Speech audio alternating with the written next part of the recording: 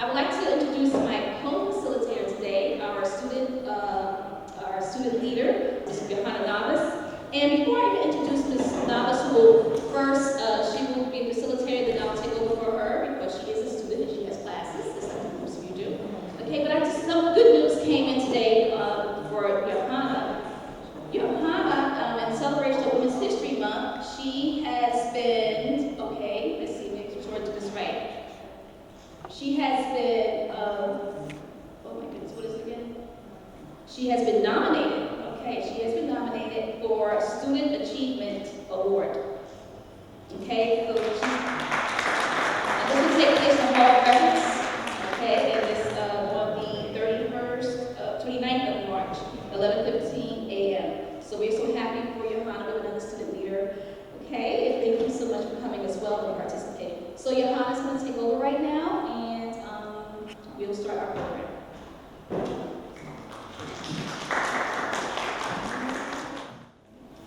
So thank you once again. It's an honor to be nominated for such a prestigious award, and have Mrs. Joy. Thanks for nominating me. So we'll begin this by allowing me to introduce you, our speakers today. We have Dr. Skylar Johnson, who's the Director of Student Life and Development, Career Services. She's from the chapter Alpha Kappa Alpha Sorority, founded in 1908. Then we have Dean Patricia Slay. She's the Dean of Student Life and Development, and she's from the Delta Sigma Theta Sorority, founded in 1913. Then we have Mrs. Shelley. Wait, did I pronounce that correctly? Okay. She is the first Vice President of Gamma Omega Theta, and she's from the Theta Pi Beta Sorority, founded in 1920. And lastly, but not least, we have Ms. Angela McKinney, Director on Campus Continuing Education.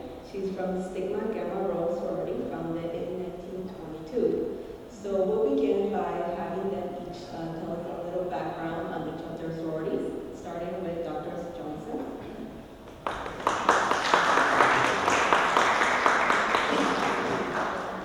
Okay, so good afternoon, everyone. I'm Dr. Aisha Stepleg Johnson, and I just prepared a PowerPoint of just some photos that will loop, just to give you an idea about sorority life, and especially for our students who are not familiar, so just as an introduction to you. I am the Director of Student Development and Career Services at Essex County College, and I thank Ms. Shonda Webb, the Transfer Advisor, with coming up with the idea for the panel. I'm a member of Alpha Kappa Alpha Sorority, Incorporated, as has been said, and this is my 30th year in the sorority. I became a member in 1989. The sorority was founded January 15, 1908 at Howard University in Washington, D.C. by Ethel Hedgeman Lyle and others. Today we have 300,000 members and more than 1,000 chapters internationally. The sorority promotes sisterhood, college education, leadership within the sorority, and also within the community. And every 4 years, members attend the International Convention and elect a new international president who creates her own platform for the members to implement in their chapters, and also their geographic clusters, their regions, and internationally. The current president is Dr. Belinda Glover, who is also the president of Tennessee State University. And her platform includes 5 target programs. 1 is HBCU for Life, 2 is Women's Healthcare and Wellness, 3 is Building Your Economic Legacy, 4 is the Arts, and 5 is Global Impact. The sisterhood leads members to respect each other, the leadership officers at the local and international level, and the founders. AKAs are part of the Divine Nine, which means the 9 Black Greek letter fraternities and sororities, and the Pan-Hellenic Council. Some of the current highlights of the sorority are presenting endowments to the different HBCUs, which stands for Historically Black Colleges and University. The goal is to give over $1.6 million. And presidents from 31 of the HBCUs received an endowment gift of $50,000 each. They will get a total of $100,000 each as part of this campaign, but they each received their check for $50,000 at this time. We have health initiatives such as the mobile mammography unit. We have legacy sorority members such as the Hidden Figure, Katherine Johnson. How many of you saw the movie Hidden Figures? So Katherine Johnson is one of our outstanding members. And we also remember our members who passed, such as Trish Yamba, Mrs. Trish Yamba, who passed recently. She was Executive Director of North Day Center, which is the oldest social service agency in New Jersey, and the face of the Newark Fresh Air Fund. And just yesterday, we had a street naming for Dr. E. Alma Flagg, who has a school named after her in Newark. And yesterday, a street was named Dr. E. Alma Flagg Place. So, in closing, I just want to say that sisterhood, education, leadership, and community service are threads interwoven into Alpha Kappa Alpha Sorority Incorporated, and also in the lives of its members. Thank you.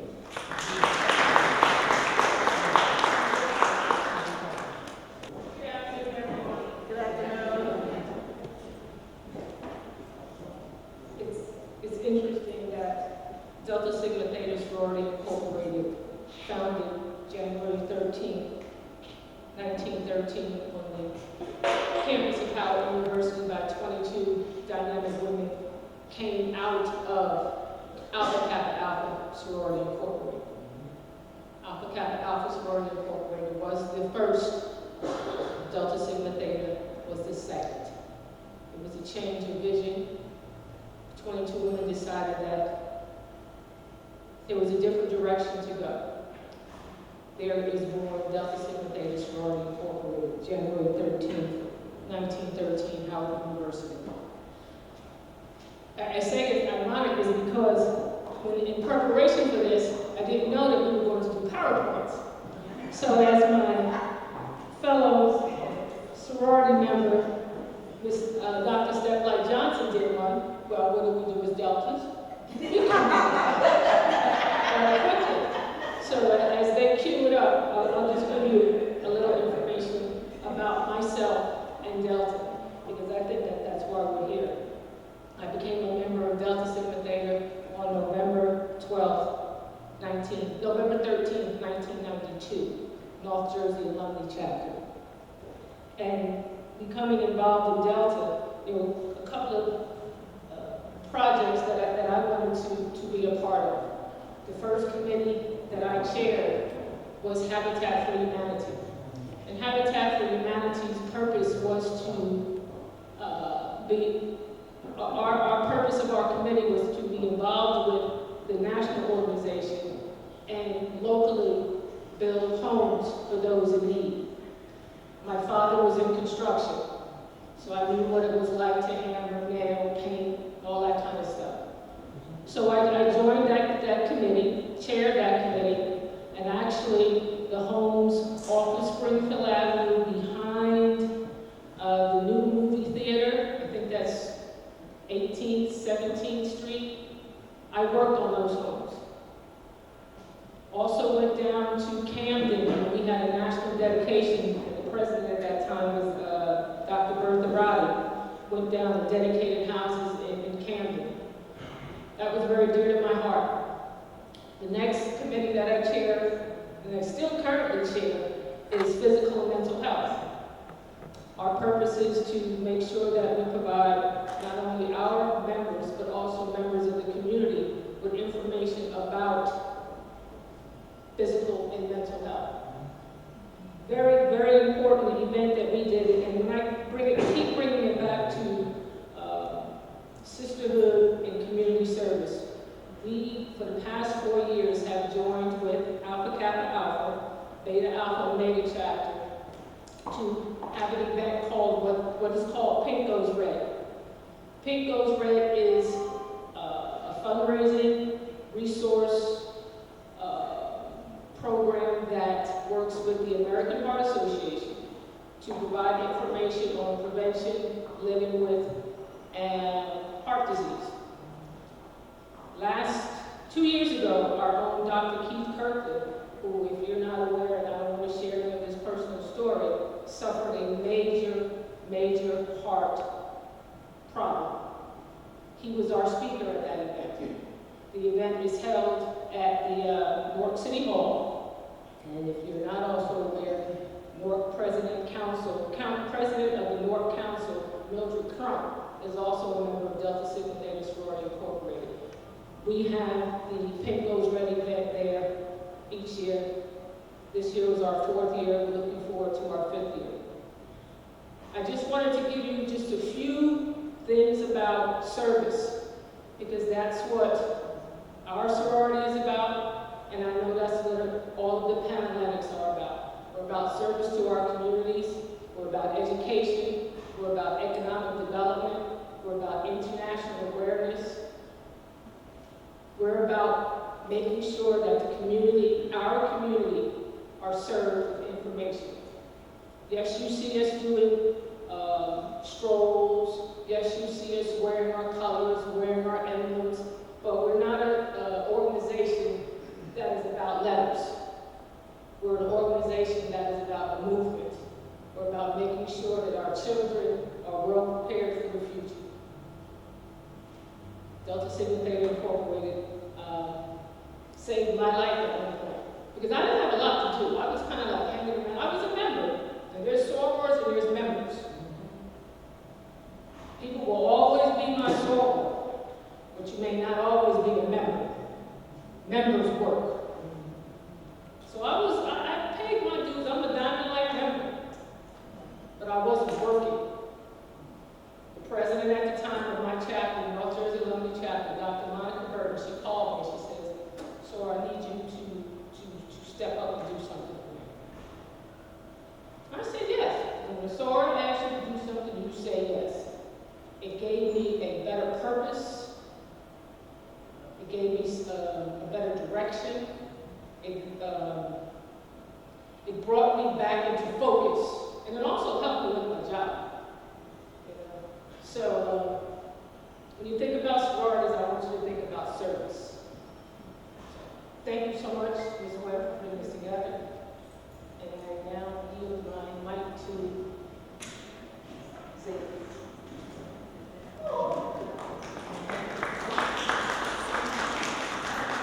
Thank you, Dean Slade, and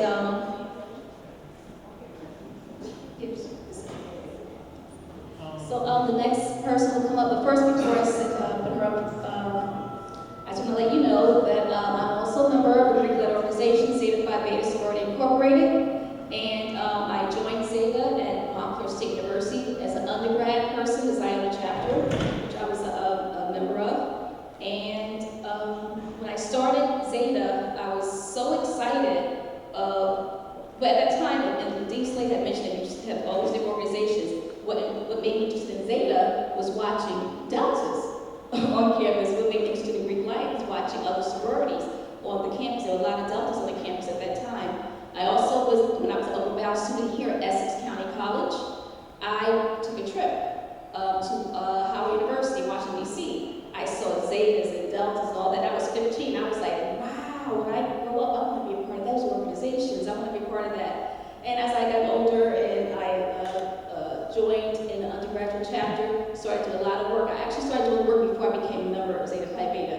I did work volunteering with deltas, AKAs at Montclair State University.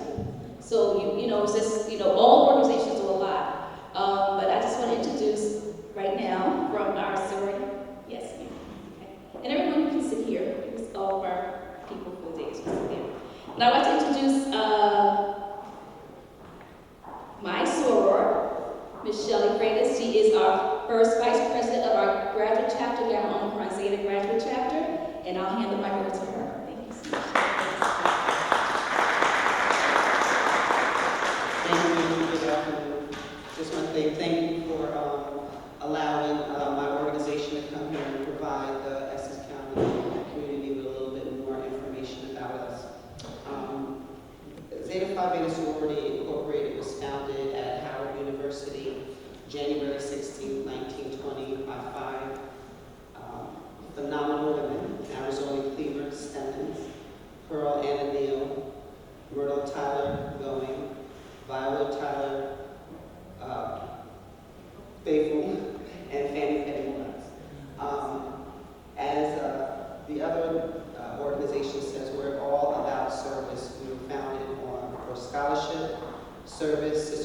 love and find womanhood. I became a Zeta in 1988 at the campus of Lincoln University in Lincoln University, Pennsylvania. And I didn't know anything about sororities or fraternities until I arrived on that campus. And it was a big show at that time. You know, they were marching around and they were dressed alike.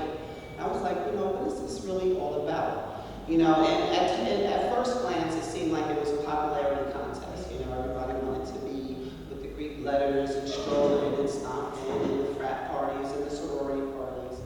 But I felt I was already popular. I didn't need to join a sorority to be more popular.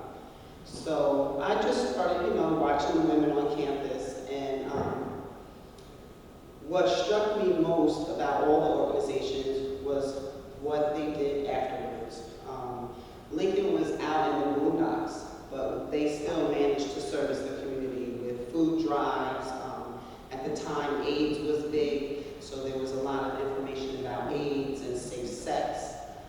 Voters registration, apartheid was big at the time. So looking at young students getting involved in the community kind of made me want to empower myself, and that's how I started getting involved with the sororities. Fast forward a couple of years after I graduated, I was like, well, what do I still do with this? You know, where do I go? And I'm right now a part of the Gamma Omicron Zeta chapter, which is the North chapter. We service Essex County. We've been a part of this community since 1953. I've been active in this chapter now 10 years. We have 3 youth auxiliaries. So we go girls to girls. We get them as pearlettes from 4 to 8. We have meekettes from 9 to 13, and we have arcanettes from 9th grade through high school. Right now we have 78 youth that we mentor. We also have an adult auxiliary for those women who have not obtained their bachelor degrees. I'm a little nervous. Even though I speak in front of people all the time, I'm still a little nervous. For those women who have not obtained their undergraduate degree, we have the adult auxiliary Dramikai, which women, and there's no age group, there's no age limit on when you can join. You just need to have obtained your undergraduate degree. But I'm going to hand the mic over. I know time is limited. I can go on and on and on, but I know we have some questions that were prepared. Again, thank you for having us. Thank you, sir. And I'd like to bring up Angie McKinney, who's Sigma Gamma Rho Sorority Incorporated. Okay, Angie, for coming. Thank you, Shauna, for having me. And I think I'm the only sister here who is inactive. So I can speak upon the active role as being a member. I'm always a member. Well, I'm always a soror. I'm not an active. So I am from Sigma Gamma Rho Sorority Incorporated. We were founded on November 12th, 1922 at Butler University.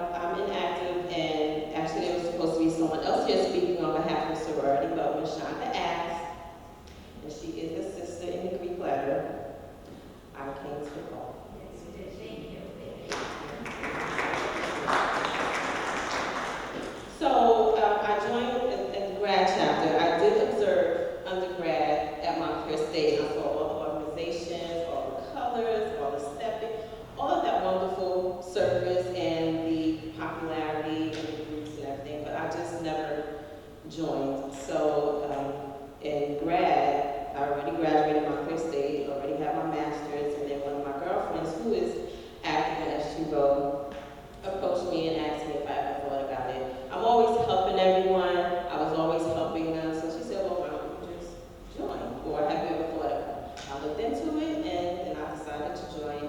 And I was an active member probably about 10 years, and I became inactive. Life took me in a different route, but I'm still always there to help them in any way possible, any programs they have, any organizational help they need, I'm there. I do know we have 2 affiliate groups. We have a Rotary Club, which are high school females, and we also have a Philo group, which are the women who have surpassed the grad and everything like that, and they're just associates of the organization, and they're interested in helping and being a part of the service. And that's all I'm going to say right now, because I know we've cut on time, but thank you, Shonda, once again.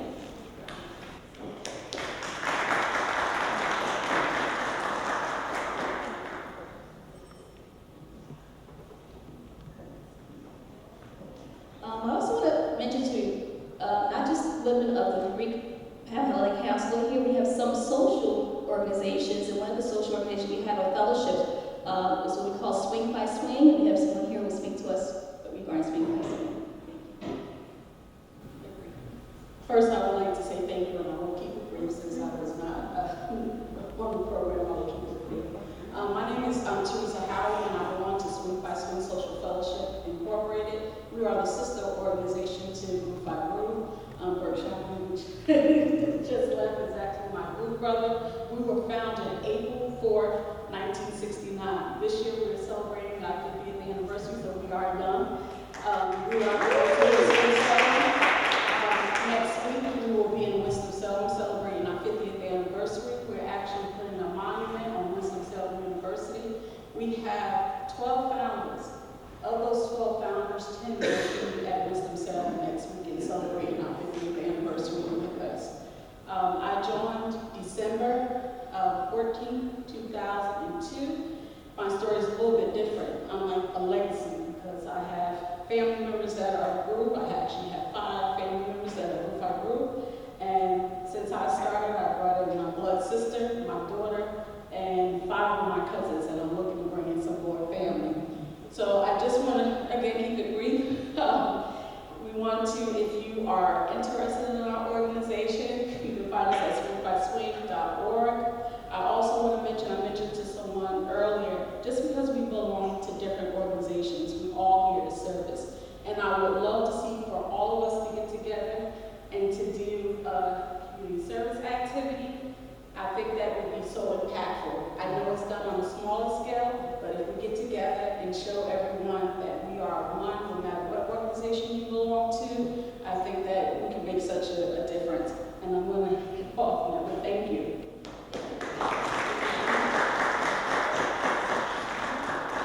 All right, so we have a couple of questions, but since we have time, I'm going to ask anyone, does anyone have any questions for our organizations or within the organization right now? Was there something that you want to ask? Okay, so I'm going to ask some questions, but if you have any in mind, you can raise your hand and for follow-up questions. So there's a question that was raised by our students, and one of them is if they're older than average college student, can they still go through the process and become a member? And everyone can chime in on that. So,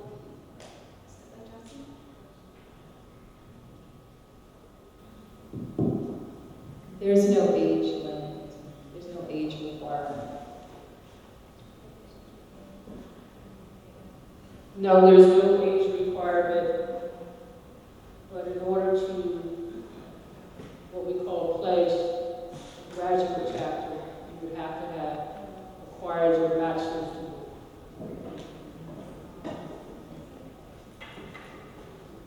The same applies for Zeta Phi Beta sorority incorporated. There's no age limit. Same here. No age limit, and as Dean Slade mentioned, for grad, you have to have certain requirements. far as your master's degree. Letters of recommendation, things of that nature. No age requirement. Some of the other questions that came up was that how hard is it or how difficult is it to balance your sorority life? If you were an undergrad, sorority life with your academics, or your sorority life now as a family member, in a family. So how, I know you said things took a turn for you, right, Angie? So can you talk about that? So how hard was it? What was the difficulties when you were academics and sorority, now sorority and family? Well, the difficulties then were, I was very active with the sorority. I was what they call the anti-basses. I was the vice president of my chapter. And I had other responsibilities as far as committees and out there in the community.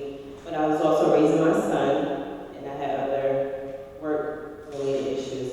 So that's where my life took me, and I've still been on that path, even though my son is a grown man now, he thinks he is. But I'm still, like I said, I'm still active as far as helping the organization and helping my sisters, but that life escaped me. So it is hard. It is a challenge to balance, and I'm pretty sure with undergrad, it is harder because you have the studies, you have work, you have the social life, so that balance, you just have to find that balance that works for you, and it doesn't work for everyone at every time, and somewhere along the line, you'll get back into the swing of things.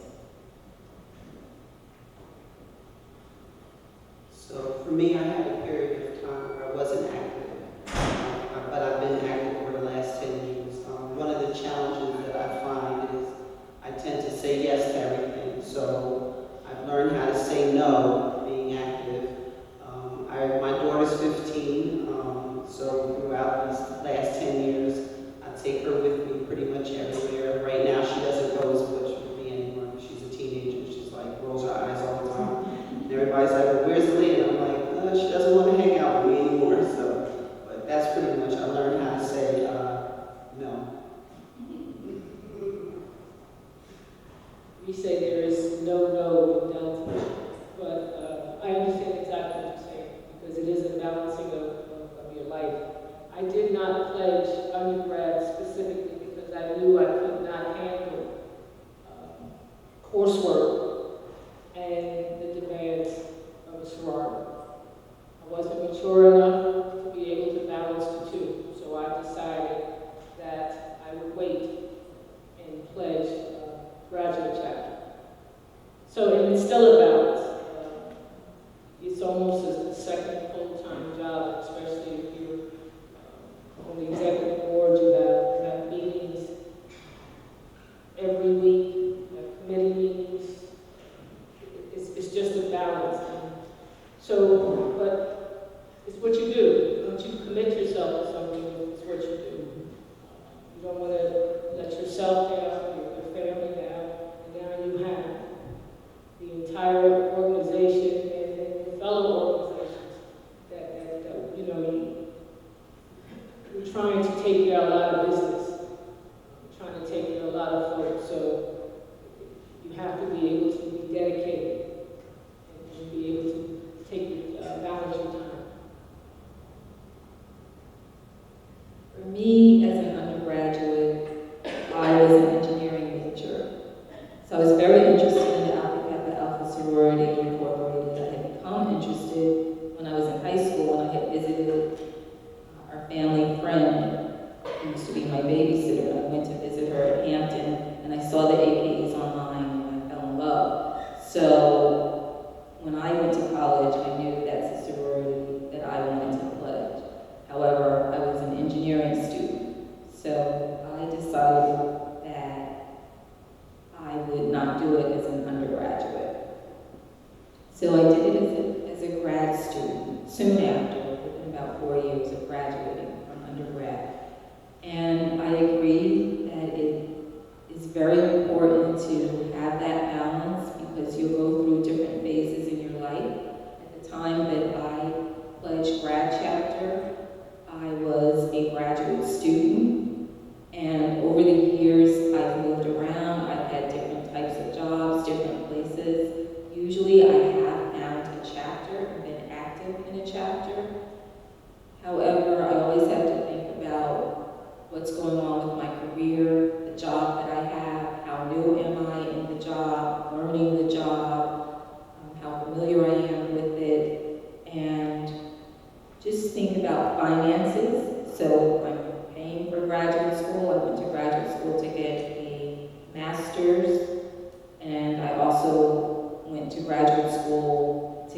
get a doctorate.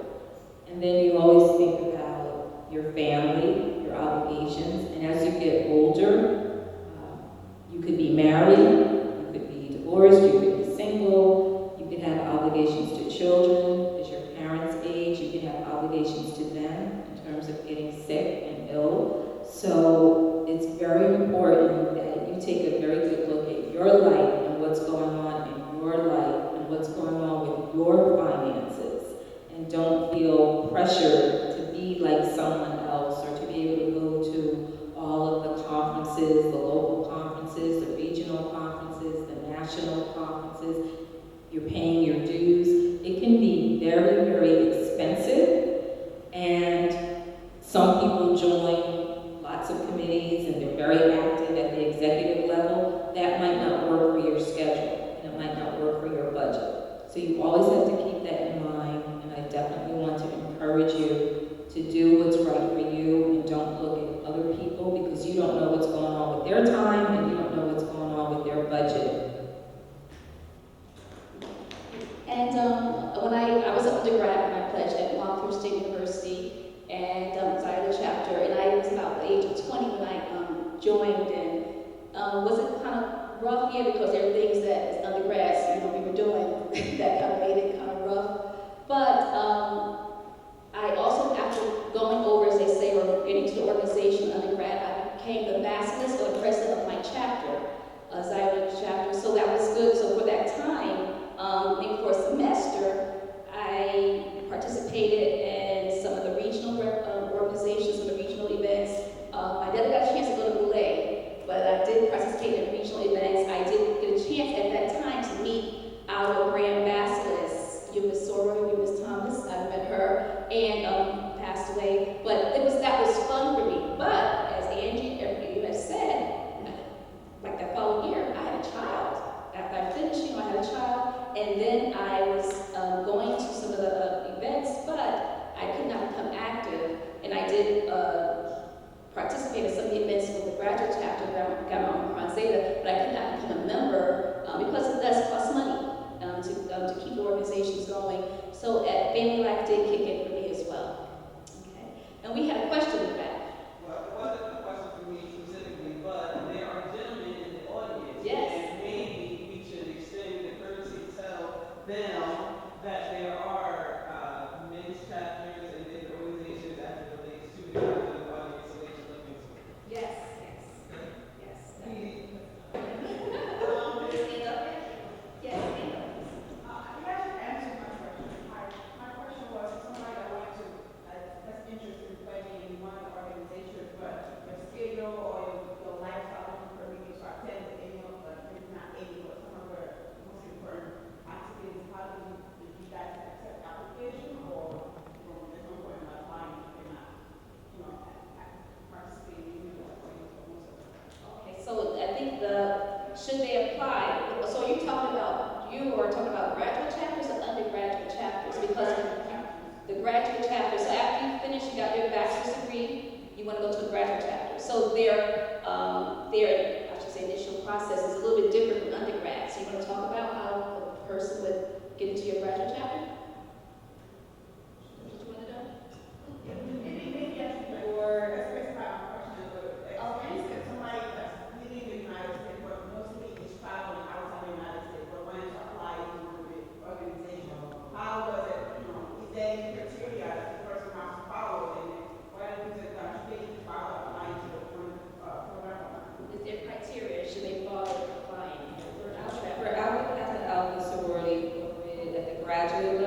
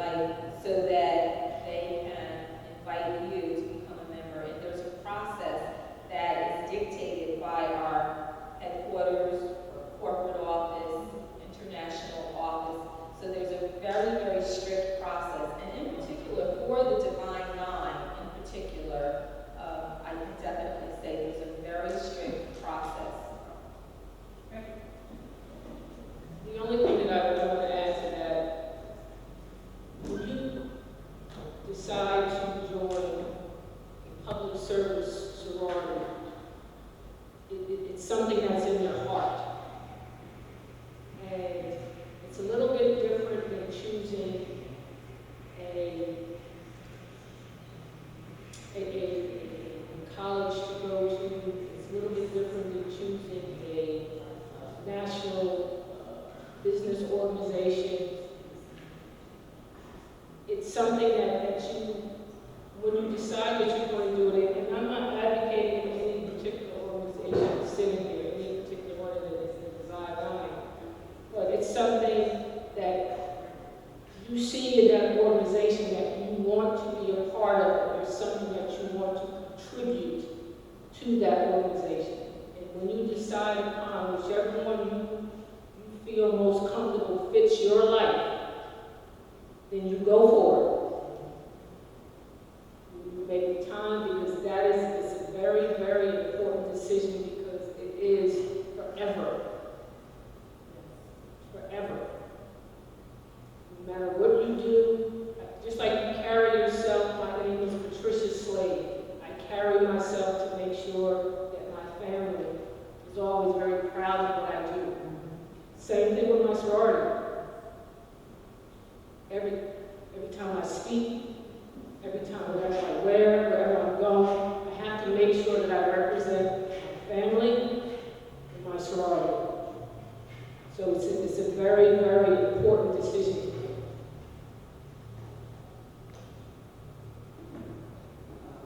For Zeta Phi Beta Sorority Incorporated, it's one Zeta. So we have one model. If you express interest on the undergraduate level, you would do the same on the graduate level. You could reach us via Facebook, our national website, state or regional website, and we also have a chapter website.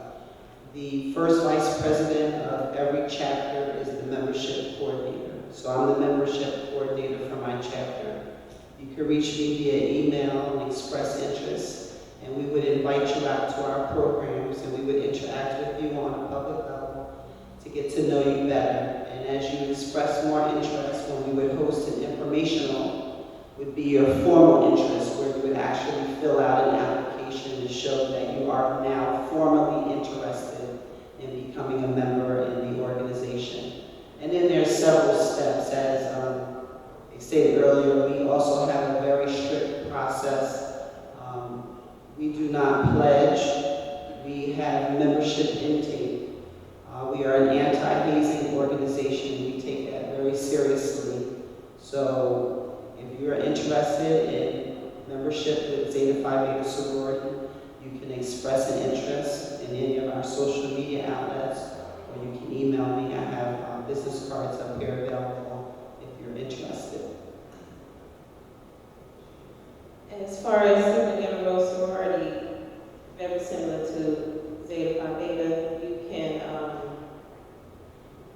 you express your interest through our national website or any of the social media, and depending on where you live, they will put you in touch with that local chapter, and then you can start a relationship there. You are also invited out to different events. Then you will be invited to the informal meeting, and then there's another intense process after that. But everything starts with you as the person reaching out to the organization, expressing an interest. And I would also suggest with all of the organizations that you do your research, look into everything that's on the website, or any of the social media. If you know anyone, just have a conversation. Find out what they are all about. Is that not just what you see on the computer, on the internet, but the organization as a whole, an individual person, and the quality. And just like Dean Slade mentioned, it has to be in you. You have to want it. You have to look to see if it's what you want and find that commitment. We're about to wrap up, but there was one more question from Professor. How much the price, the fees is, because people want to join, but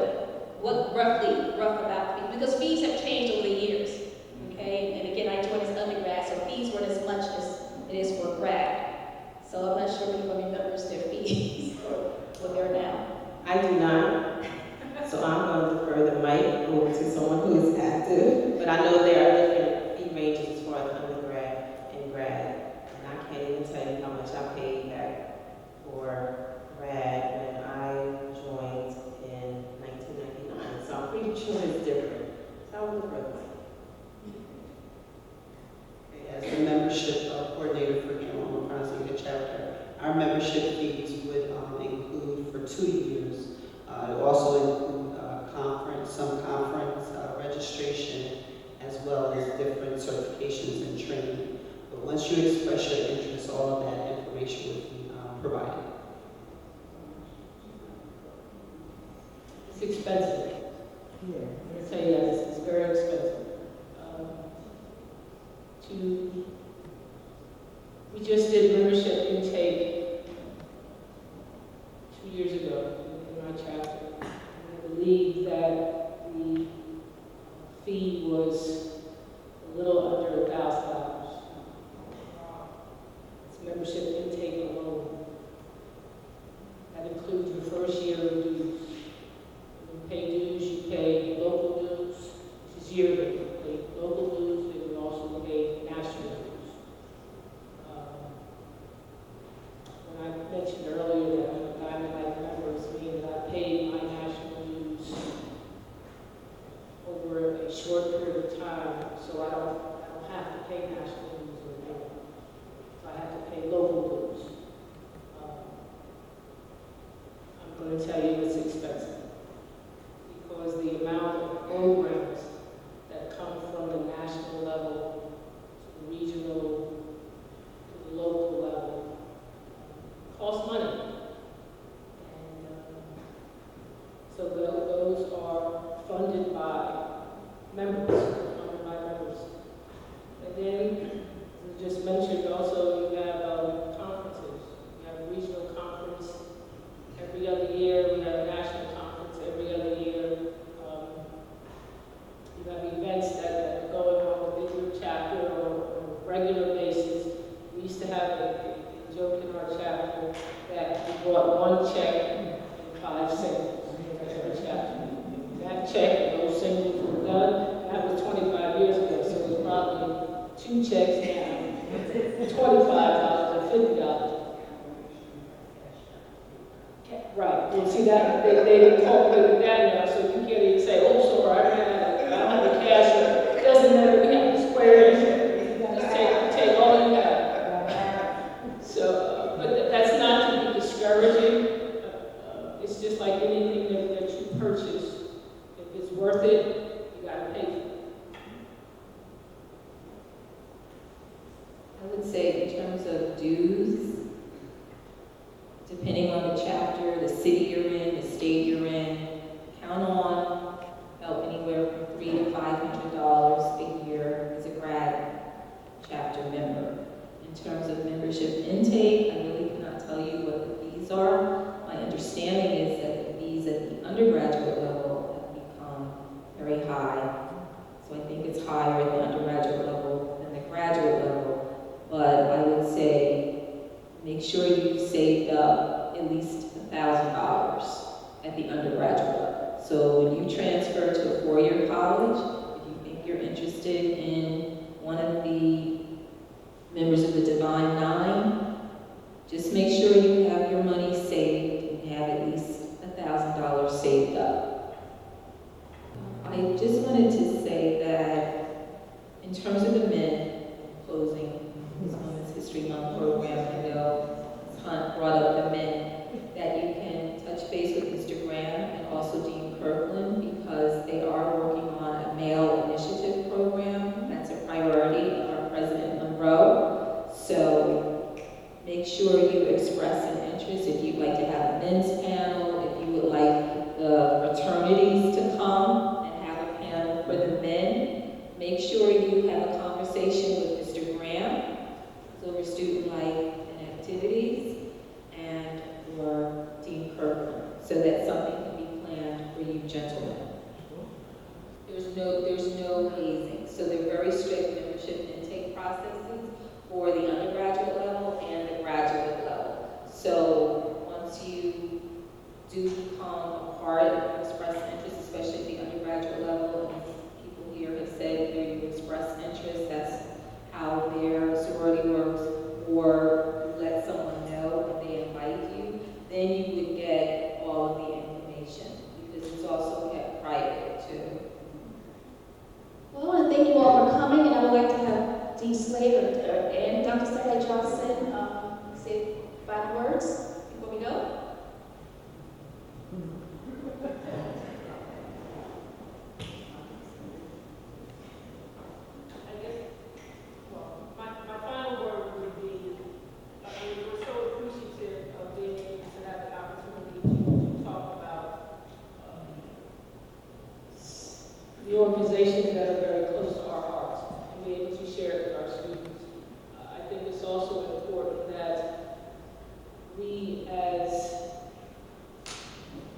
employees of the institution, and this is certainly not to exclude you, my sister, be able to talk to our students about some of the things that we're a part of outside of the institution.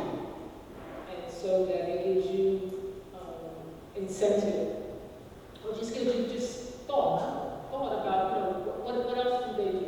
What else are they about? And what else can I do in order to make myself a positive part of this world that we live in?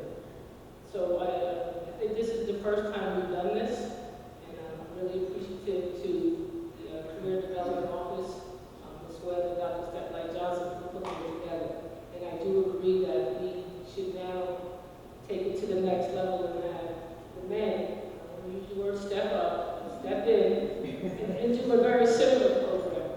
Because I think it's important that we talk about these things with our students so that they know that there's opportunities outside of education that make you a part of the world. So I thank you. And I thank you for coming in. Thank you. And I also want to reiterate again my thanks to Ms. Webb for coming up with this idea.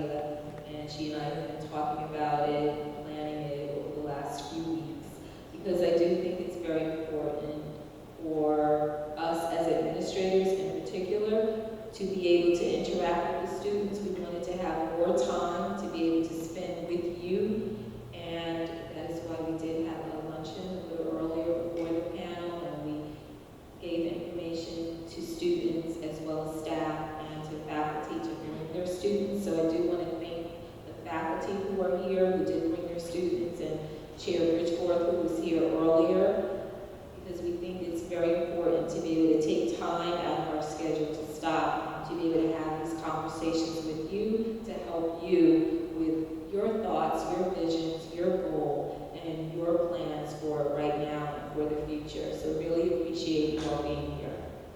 Yes, and I'd like to thank all of the panel, my soror, and actually my sisters in Greek life, Ms. Hunt as well, Delta Sigma Theta, and also MPT for coming out and videotaping this. Quite a minute, thank you so much. And Mr. Crawford, thank you so much. And Dr. Kamunge, she said, I'm coming. She came, and all of them, yes, and Dr. Stuff, yes, all of you, and yes, Ms. Jennings, all of you had come, and I'm so happy, and all these students. And I hope to learn a lot, and hopefully, thank you so much for coming, that you can pass this on, and we can do this again sometime. Thank you again.